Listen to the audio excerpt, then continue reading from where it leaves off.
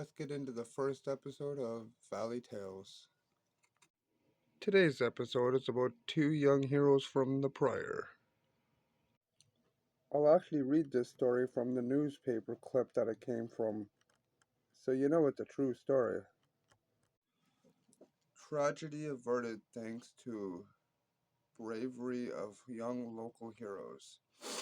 I'm going to change the names to the nicknames, or at least one of the nicknames given to the characters, since I don't have permission from one of the people of this story to tell this story, although she's a very close friend of mine and I'm the second person, so I'm sure she wouldn't mind. When the news first broke of two young boys falling into the Madawaska River a few short weeks ago and nearly losing their lives, it wasn't publicized that the heroism of a pair of their peers stopped this mishap from becoming a tragedy. At first, March 5th was just an ordinary school day for Super John and the amazing Amie.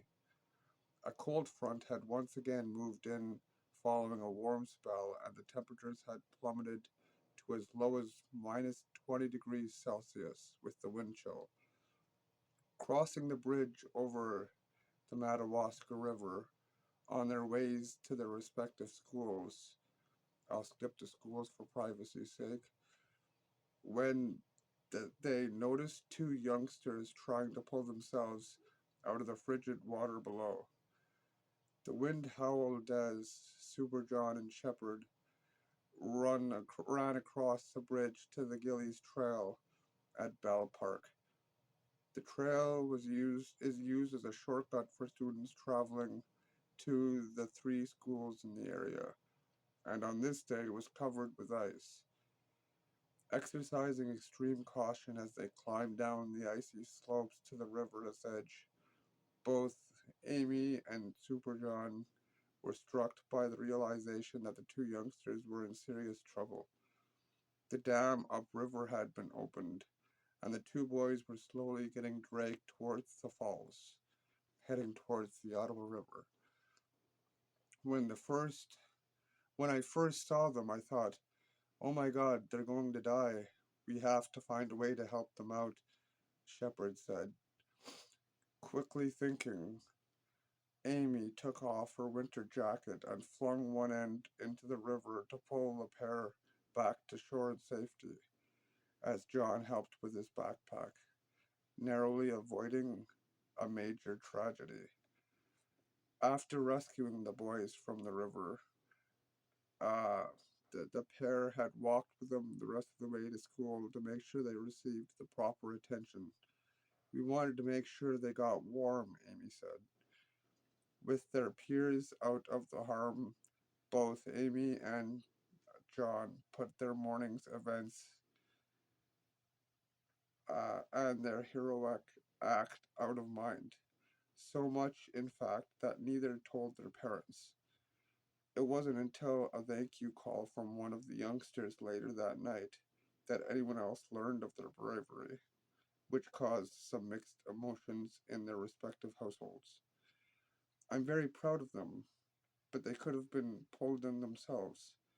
That's really scary thought," said Kathy, Amie's mother.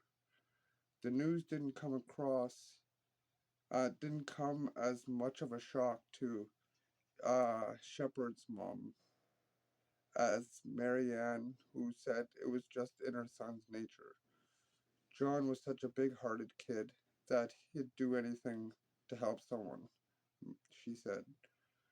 With any luck, the mishap may prove to be in maybe may prove to be a lesson to the youngsters in the area who should heed this very important message from the amazing Amie. Stay away from the water. This true tale happened in early 2001, back when I was in grade 8, and me and the amazing Amie used to walk to school all the time, as her school used to be quite close to mine. Basically, how it worked, because back then I was in grade 8 and she was only a grade or two younger than myself, and there was my school on the corner of one block, okay? And beside my school was the high school, and it kind of ran up alongside of my school. And then there was a bit of a parking lot there at the end of the street beside the high school. And then the block right beside it was actually her school. And, you know, between the parking lot for her school and then the school itself and the playground, that took up most of that block there. So we were all on the same direction, luckily. And we were actually running a few minutes behind. Normally, we were about 10 minutes, 15 minutes earlier leaving, but we were waiting around for the third person who usually joined us for the walk to and from school because he also went to her school, but for whatever reason he wasn't going to school that day, and I can't remember now, this was years ago, but he hadn't actually been with us that day. So it was just the two of us, so we head on, and I sometimes look back on it now and I think, you know, had we left on time like we normally had, would we have ever come across them? You know what I'm saying? Would we have missed them entirely? But maybe I'll do another video of the scene itself. But the way the bridge was, it would go across the river, maybe 30, well, I'd say about 50 to 100 yards away from the falls, maybe 200 yards away from the falls because the falls kind of curved out. So I'd say about 200 yards from the falls when you're closer to the river's edges. And luckily they were a little closer to the river's edge, which gave us that little bit of an edge to get them out of there, luckily. But it was quite a cold morning, and I'm glad we got there because who knows what could have happened. Now, of course, the following year, since I was at in grade 8 at the time, I continued on to go to that high school that happened to be right next to my elementary school. And before I even started high school, I was already the most popular kid in high school because I had hit the paper, and believe it or not, that was my third time hitting the paper, but the first two times were nothing, really just going to school and shit, right? But I went on to be Super John for several years, and even to the day, there are some people who still call me Super John. And that was the tale behind it, was when I saved two boys from the river. And what I found saddening was I got a lot of the credit for that, and a lot of the popularity, and a lot of the praise for that. Whereas the amazing Amie, her school on the other side of the high school happened to be a Catholic school because her mom was pretty insistent on her staying in a Catholic school for whatever reason. None of my business. I never asked, you know. We all have our opinions and ways of raising our children, so I never really asked. I didn't really think it was any of my business. But she ended up going on to a Catholic high school afterwards, which unfortunately our town does not have a Catholic high school. We just have the one high school. So she ended up going to a neighboring town in high school shortly after, and the news got around there a bit, but not quite as much as from my area out towards Ottawa. So I got a lot of popularity for it, which I wasn't complaining, but was definitely new to me because I definitely was not the most popular kid in elementary school. In fact, in early elementary school, it was the complete opposite. A lot of people hated me, and all the other people didn't know me at all, other than the handful of friends I had.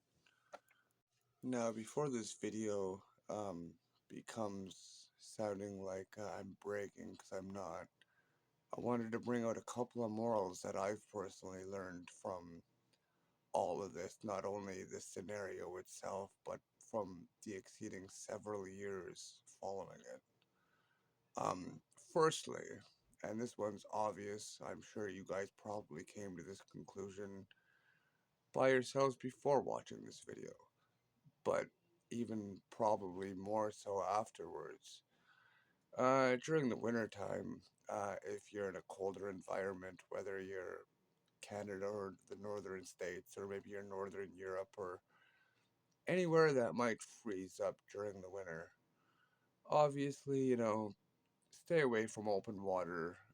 if you're going to go on ice, make sure you know the ice is thick enough.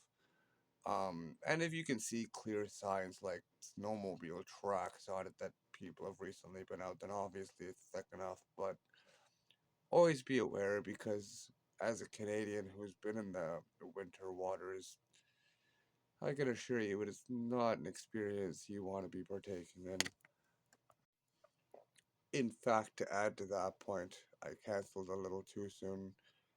Three out of the four people, I should say, three out of the four kids involved in this story got pretty badly sick afterwards in the upcoming weeks, whether it was bad colds or pneumonia or hypothermia or similar related things. And we all got to school safely and warmed up and whatever. I don't think hypothermia was a thing, but three out of the four kids involved in this story did get sick. And even if you don't get sick, I mean, it's not a comfortable feeling when you're in that cold of water. It's just like having 1,000 needles piercing through you on top of that cold to the bone feeling, and the aches and the your body starts to freeze up, your muscles start to go rigid, and it is not a comfortable experience before and after. So be safe out there in the wintertime if you're in a colder environment. The second moral I'd like to kind of put out there is more geared towards the youth. I suppose maybe somebody who's in elementary school or high school or perhaps even college of popularity is still a big thing in college. I don't know. I've personally never attended college, but if this applies to you in any form, maybe it's even at work as an adult. Um, from somebody who's been on opposites of the popularity scheme of things, um, as back in elementary school, if you've watched my glue ear episode, you would know I have an inner ear disorder, which makes it very difficult for me to hear. And it was often what led teachers to misdiagnose me as special needs, so I often got sent to special ed that I didn't actually require. And so back in early elementary school, like grade two, three, four, a lot of students hated me because in the special ed classes, I was 10 times smarter than a lot of the students there, and they were jealous and quite hateful of it. And then everybody in the normal classes thought I was special, and I'm not against, sorry for that, I'm not against people with special needs. In fact, I've made very close friends with people with special needs, and I've helped a lot of people. Um, but that's not the point of this moral here. I'm just saying, as somebody who's been on both ends of the spectrum when it comes to popularity, because I went from that to by mid to later elementary, I was known and respected a bit more because people started to mature a bit and got to know me a bit better, but I still was of no means popular. I had a good amount of friends by then, good handful of friends or so at least, but still wouldn't have considered myself popular. But then by high school, after hitting the paper for the third time, I was ridiculously popular. And if there's one thing I've learned from that is that, the reality is people will take you at face value a lot of the time. So, I mean,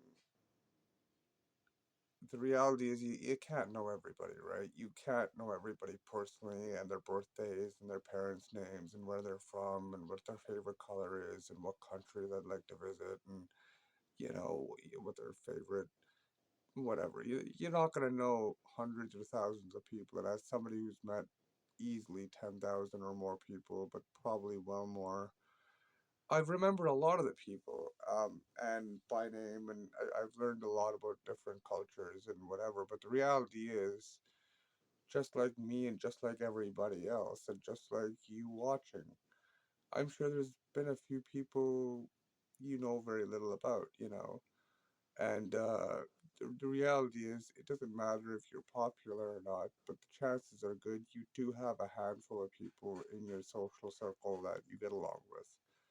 And this might not apply to absolutely everybody, but I think a majority of people it will. You at least have one to three, maybe five or six friends that are, or family members that are close, and you enjoy your time together, whether you're out fishing or you're just sitting around the table yarning and chatting away, or you're learning something from them, or perhaps you just like walking around.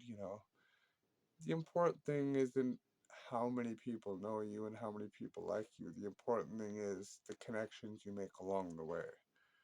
And I mean, I know a lot of people kind of worry about that sort of thing and what everybody's going to think, but with all the struggles I've had in my life, that sort of thing was usually pushed to the back of my mind from a young age anyway. So for me, I didn't struggle as much with it. I wish people would have treated me less harshly and understood me better, but not in the sense of I wanted everybody to like me. I wanted people to at least understand where I was coming from. So I guess what I'm getting at is, don't let what everybody thinks of you get to you, because the reality is, as I said, they're probably just taking you from face value. So, I mean, if they haven't spent the time to get to know you, then don't let their judgment and words get to you. I mean, it's not worth it, to be honest with you. And I guess the last moral I'd like to put into this video would be, if you've got a moment to help somebody, what could it hurt? I mean, I know this sounds cliche and, oh, John Lennon type stuff and let there be love and yada yada whatever.